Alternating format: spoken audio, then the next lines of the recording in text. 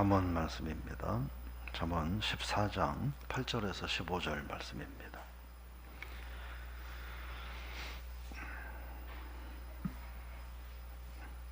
잠언 14장 8절에서 15절 말씀 우리 함께 읽겠습니다. 슬기로운 자의 지혜는 자기의 길을 아는 것이라도 미련한 자의 어리석음은 속이는 것인지라. 미련한 자는 죄를 심상히 여겨도 정직한 자 중에는 은혜가 있느니라. 악인의 고통은 자기가 알고 마음의 즐거움은 타인이 참여하지 못하느니라. 악한 자의 집은 망하겠고 정직한 자의 장막은 흥하리라. 어떤 길은 사람이 보기에 바르나 필경은 사망의 길인지라. 웃을 때에도 마음에 슬픔이 있고 즐거움의 끝에도 근심이 있느니라. 마음이 굽은 자는 자기의 행위로 부엉이 가득하겠고 선한 사람도 자기의 행위로 그러하리라. 어리석은 자는 온갖 말을 믿으나 슬기로운 자는 자기의 행동을 삼가하느니라. 아멘. 오늘이 아마 권옥희 권사님 생일이신 것 같아요. 영상 예배를 드리시는지 모르겠는데 축하드리고 또 여러분들 축하해 주시기를 바랍니다. 오늘 봉독한 말씀 가지고 영적인 무감각을 경계해야 합니다, 이런 제목으로 말씀을 나누고자 합니다. 오늘 8절 말씀에 보면 슬기로운 자의 지혜는 자기의 길을 아는 것이지만 미련한 자의 어리석음은 속이는 것이다, 이렇게 말합니다. 이 말씀의 의미는 뭐냐면 지혜로운 자, 슬기로운 자는 자기가 어떤 행동을 하든 또는 무슨 말을 하든 함부로 하지 않는다는 거예요. 그래서 내가 무엇 때문에 이 행동을 해야 하고 어떻게 이 언행을 해야 할 것인지를 심사숙고하고 깊이 생각해서 행동하고 말하기 때문에 실수하지 않고 또 그러기 때문에 성공적인 삶을 산다는 거예요. 사람이 가장 실수하기 쉬운 때가 생각하지 않고 즉흥적으로 감정적으로 말할 때, 표정을 지을 때, 행동할 때 실수하는데, 지혜로운 자는 그렇게 하지 않고 내가 행동하는 것 다 깊이 생각하고 말하는 것 깊이 생각하고 하기 때문에 실수하지 않고 또 원만하고 성공적인 삶을 살게 된다 하는 거죠. 근데 미련한 자는 그렇게 하지 않는다는 거죠. 이익이 되기만 하면, 내가 좋기만 하면 뭐 거짓말을 하든 사람을 속이든 그렇게 해서 자기에게 좋은 것만 얻으려고 한다, 이런 의미가 됩니다. 그러면서 9절 같이 읽어볼까요? 미련한 자는 죄를 심상히 여겨도 정직한 자 중에는 은혜가 있느니라. 심상히 여긴다, 이렇게 말합니다. 누가요? 미련한 사람이 뭐를 심상히 여기느냐? 죄를 심상히 여긴다. 심상히 여긴다는 말은 우리가 잘 쓰지 않는 표현이죠. 심상히 여긴다는 말의 뜻은 뭐냐면 비웃는다, 하찮게 여기고 우습게 여긴다, 이런 뜻입니다. 그러니까 미련한 자는 죄를 비웃고 하찮게 여기고 우습게 여긴다 하는 거예요. 이게 무슨 얘기냐면 죄를 범하면서도 하찮고 우습게 여기고, 그러니까 죄를 범하면서도 조금의 양심의 가책도 느끼지 못한다는 거예요. 죄를 범하면서 양심의 가책을 느끼지 못한다는 건 죄를 무시하는 것도 되지만 감각이 무뎌졌다는 거예요. 감각이 무뎌지면 그렇게 되죠. 거짓말도 한두 번 하면 나 거짓말을 하는데 이렇게 하는데, 자꾸 한마디 두마디 계속 거짓말을 하기 시작하면 나중에 그게 습관이 되고 그게 무감각해지면 내가 하는 거짓말은 나중에는 진실이라고 혼자 착각하게 되는 상황도 생기죠. 그래서 정말 미련한 자는 누구냐 하는 거예요. 죄를, 영적인 무감각이 심해져서 죄를 비웃고 우습게 여긴다 하는 거예요. 그래서 그런 사람은 하나님 앞에 은혜를 입을래야 입을 수가 없다. 반대로 정직한 자 중에는 은혜가 있다 하는 말은 죄를 소홀히 여기지 않고 우습게 여기지 않고 비웃지 않고 하찮게 여기지 않고 무겁게 여기고 두려워하는 자는, 그래서 하나님을 의식하며 살 수밖에 없기 때문에 하나님께서 그들에게는 은혜를 주신다 하는 거죠. 오늘 하루 저와 여러분들이 하나님 앞에 은총의 대상으로 하루를 살아가는 저와 여러분 다 될 수 있기를 주의 이름으로 부탁을 드리며 축복합니다. 10절 말씀 읽어봅니다. 마음의 고통은 자기가 알고 마음의 즐거움은 타인이 참여하지 못하느니라. 이 말은 결국 그런 얘기예요.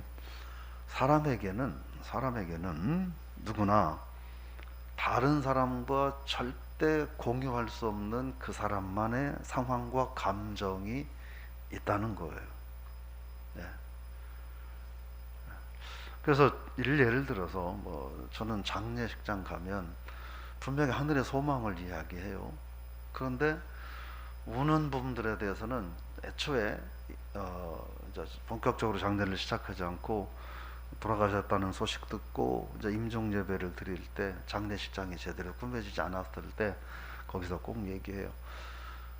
소망을 갖고 장례를 모실 때 슬퍼서 눈물 나올 때는 참지 말고 실컷 울으라고. 근데 가끔 보면 막 운다고 윽박지르고 그러지 말라고 막 이러는 분들이 있는데, 그러면 안 되는 거예요. 그 사람은 울어야 되는 거예요. 그 상황에. 그거를 울지 말라고 막 윽박지르고 이렇게 할 필요는 없다. 그냥 울게 놔둬야 된다.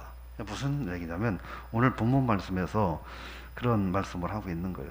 사람은 다 자기만이 남과 공유할 수 없는 그 사람만의 환경과 상황이 있다라고 하는 거예요. 나눌 수 없는 거라는 거예요. 결국 이 얘기는 무슨 얘기냐면, 사람과는 나눌 수 없지만 하나님이, 오직 하나님만이 그 사람의 마음을, 감정을 만져주실 수 있다. 참 위로가 된다 하는 거예요. 오늘 하루 저 여러분의 삶 가운데 우리가 많은 사람들에게 위로도 되어야 하지만 하나님께서 저와 여러분을 마음을 만져주시고 위로가 되는 그런 하루가 되시기를 부탁을 드리며 축복합니다. 11절 읽어보겠습니다. 악한 자의 집은 망하겠고 정직한 자의 장막은 흥하리라. 악인을 징계하시는 하나님의 공의, 그리고 의인을 보호하시는 하나님의 선하심, 이거를 말을 하고 있습니다. 그래서 악한 자의 집, 정직한 자의 장막, 이렇게 말을 합니다. 집과 장막은 그 사람의 삶의 전체적인 모습을 의미한다, 이렇게 삶을 표현한다라고 볼 수 있어요.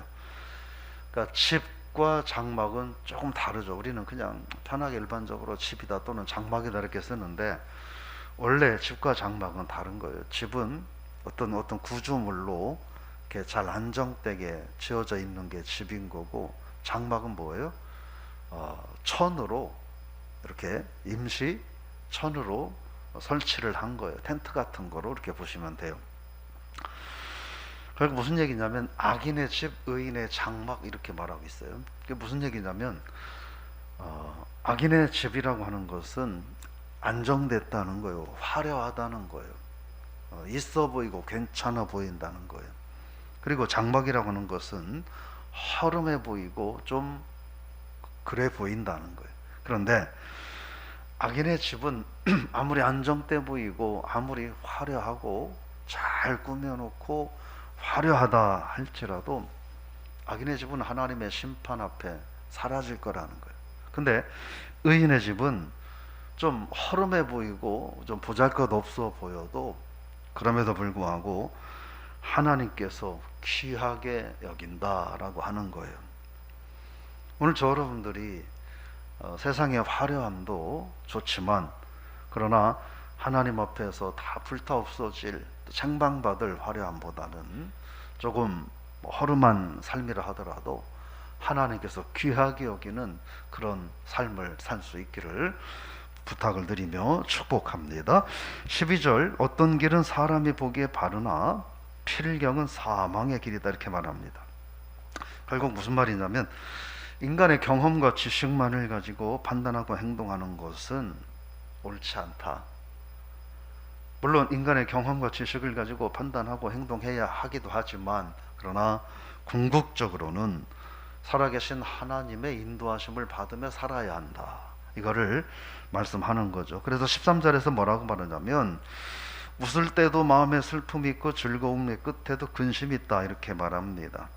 그래서 12절처럼 인간의 생각과 방법만 가지고 판단하고 결정하며 살아가는 사람들의 삶은 진정한 13절은 그 얘기를 하는 거예요. 진정한 기쁨을 누릴 수가 없다 하는 거예요. 뭐냐? 잠깐 인간적인 판단과 생각으로 기쁨을 누리고 살지만 그런데 그건 잠깐이라는 거예요. 곧 슬픔과 책망과 심판이 밀려온다라고 하는 거예요. 그래서 14절 읽어보겠습니다. 마음이 굽은 자는 자기의 행위로 보응이 가득하겠고 선한 사람도 자기의 행위로 그러하리라. 굽었다라고 하는 건 그런 얘기예요. 변절됐다, 얼굴을 돌렸다, 등을 돌렸다, 뭐 이런 얘기예요. 즉 무슨 얘기냐면 마음이 굽었다라고 하는 건 하나님께로부터 그 얼굴을 돌려버렸다는 거예요. 그러니까 하나님을 외면한다 하는 거죠. 즉 하나님을 외면하고 악을 행하는 자다라고 하는 거예요. 그가 마음이 굽은 자라고 하는 것입니다. 근데 그런 삶은 어떤 삶이냐? 보응이 가득하겠다 이렇게 말합니다. 그 말의 의미는 뭐냐면 허무가 안개처럼 허무하고 영육 간의 패망을 초래하게 된다고 하는 거예요. 그런 말입니다. 근데 선한 사람은 어떻게 되느냐?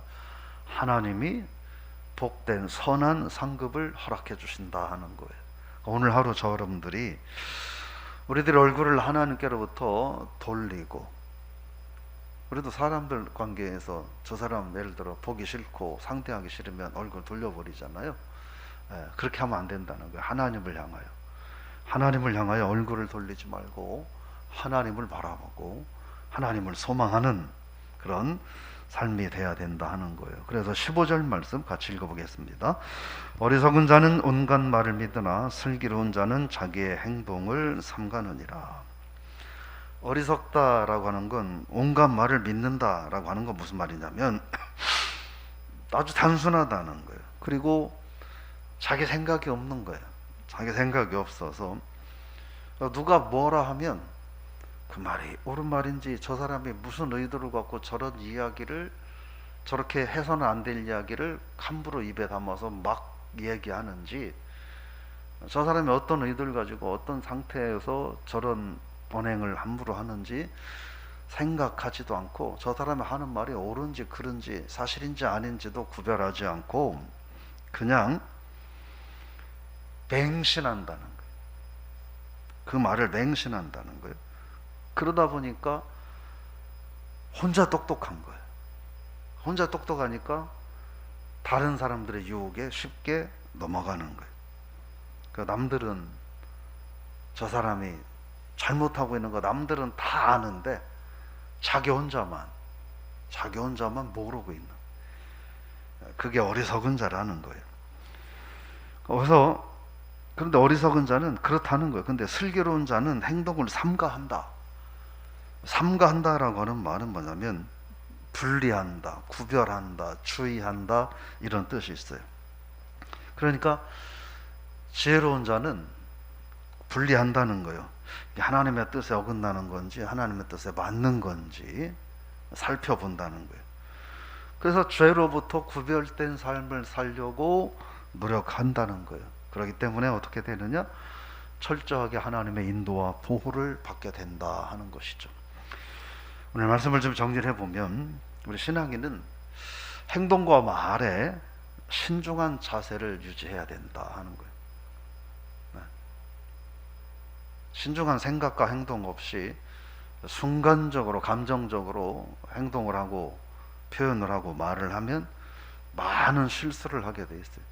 그거를 뭐 한두 번은 감정의 동물이니까 그럴 수 있지만 그게 자꾸 반복되면 그건 사람 자체가 좀 미흡한 존재가 되는 것밖에 될 수 없어요.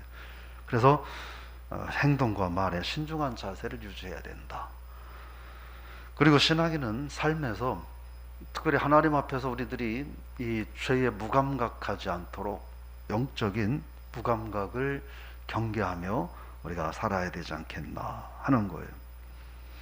세상에서 화려한 죄인으로 살기보다는 허름한 듯하지만 하나님 나라의 소망을 가진 자녀로 사는 게 좋지 않겠나.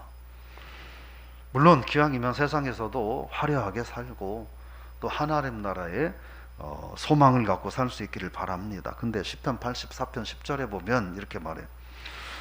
주님의 궁정에서 한 날이 다른 곳에서 첫날보다 나은즉 악인의 장막에 사는 것보다 내 하나님 성전 문지기로 있는 것이 좋사오니 이렇게 말했어요. 그래서 우리가 하나님께로부터 얼굴을 돌리는 삶은 현세적인 이익이 있다 하더라도 유익하지 않다는 걸 기억하고, 근데 이게 참 갈등스럽지 않겠습니까? 근데 이거는 자꾸 깨닫고 또 마음으로 다짐하고 묵상하고 기도하고 결단하고 하는 수밖에 없어요. 하나는 세상에서 좀 이익이 있다고 하나님께 얼굴을 돌리는 그런 삶이 아니라 세상에서 좀 허름한 장막에 산다 하더라도 영적으로 무감각하지 않고 하나님께 얼굴을 향하는 삶을 살게 해달라고 그렇게 기도하는 수밖에 없지 않나. 그래서 오늘 하루 저 여러분의 그런 삶이 될 수 있기를 부탁을 드리며 축복합니다. 죄를 우습게 여기지 않는 신앙인으로 하루를 사시기를 제 이름으로 부탁을 드리며 축원합니다. 하나님 아버지, 오늘 우리가 세상을 살면서 때로는 우리가 영적인 무감각에 빠질 수밖에 없는 어리석은 상황도 많이 있음을 고백합니다. 지나온 삶을 되돌아볼 때 그러했음을 하나님 앞에 고백합니다. 부끄러운 저희들의 삶을 용서하시고 이제 우리가 하나님께로부터 얼굴을 돌리지 않고 영적으로 무감각하지 않고 하나님 앞에서 민감한 깨어있는 오늘 하루의 삶을 살게 하여 주옵소서. 세상에서 화려한 죄인으로 살기보다 좀 허름한 듯 할지라도 하나님 나라의 소망을 갖고 살아가는 우리 모든 성도님들 다 되게 하여 주옵소서. 그래서 죄를 우습게 여기지 않고 하나님을 하나님으로 섬기며 오늘 하루 하나님 주신 은혜를 마음껏 경험하고 살아가는 복된 성도들 다 되게 하여 주옵소서. 내일 입원해서 또 신장 이식 수술을 해야 하는 우리 강현주 집사님을 하나님 축복해 주시고 오늘 하루 하나님 앞에 성전에 나와 기도하는데 그 기도가 그대로 하늘 보좌에 상달되게 하시고 또 집사님을 통하여 하나님 영광 받아주시고 집사님을 통하여 큰 축복이 집사님 가정과 가족 또 주변의 교회 가운데 넘쳐나는 복의 통로가 되게 하여 주옵소서. 군에 있는 자녀들 하나님께서 지켜주셔서 안전한 가운데 하나님 복된 생활이 시작되게 하시고 또 좋은 자대 배치받고 좋은 지휘관 만날 수 있도록 도와주옵소서. 수능시험을 마치고 진학과정 가운데 있는 자녀들 하나님께서 기억해 주셔서 저들의 앞길 가운데도 복된 길만 있게 하여 주옵소서. 오늘 하루 어떤 상황이 있다 할지라도 하나님만 바라보며 하나님만 사랑하며 살아가는 우리들 되게 하옵소서. 예수님의 이름으로 기도드리옵나이다. 아멘.